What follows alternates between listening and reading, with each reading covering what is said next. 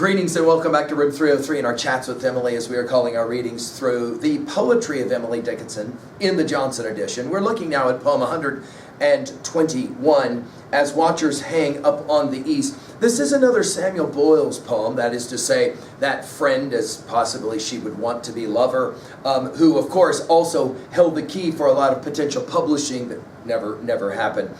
Many are going to read this poem as a love or a friendship poem. I'm going to leave it to you to decide how you read it.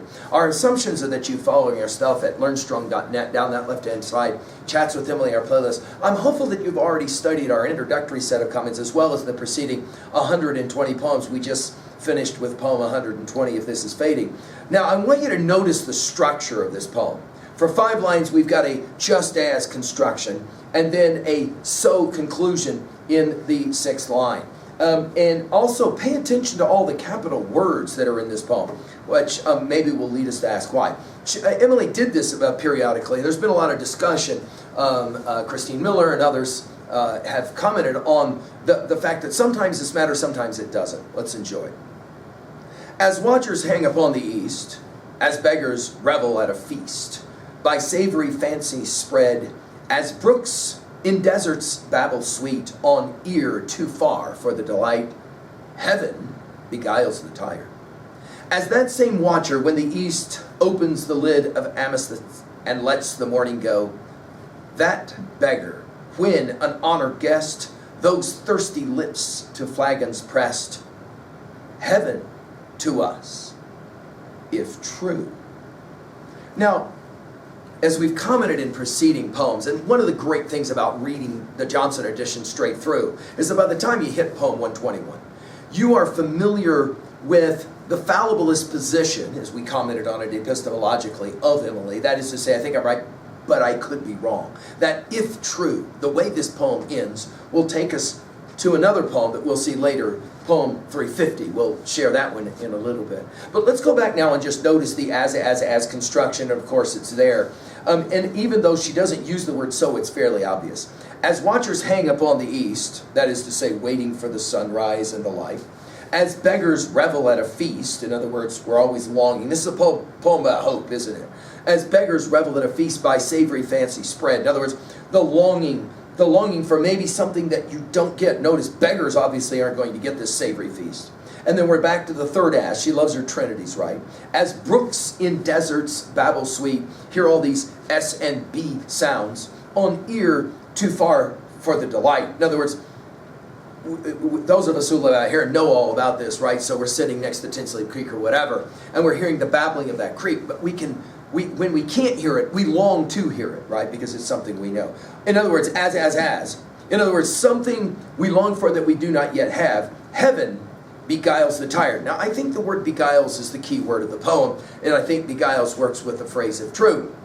In other words, heaven promises release. Heaven promises relief. Heaven promises hope.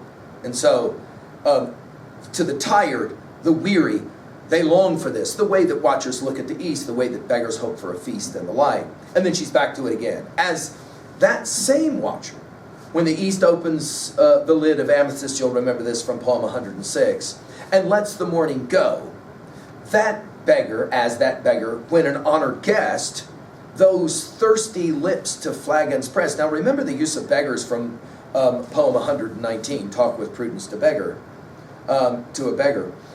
Those thirsty lips to flagons pressed will take us to that poem, Success is counted sweetest by those who scarcely see, to comprehend a nectar require source need. In other words, the thirsty lips, longing to the flagon for water, the longing, the desire, all of that is heaven to us.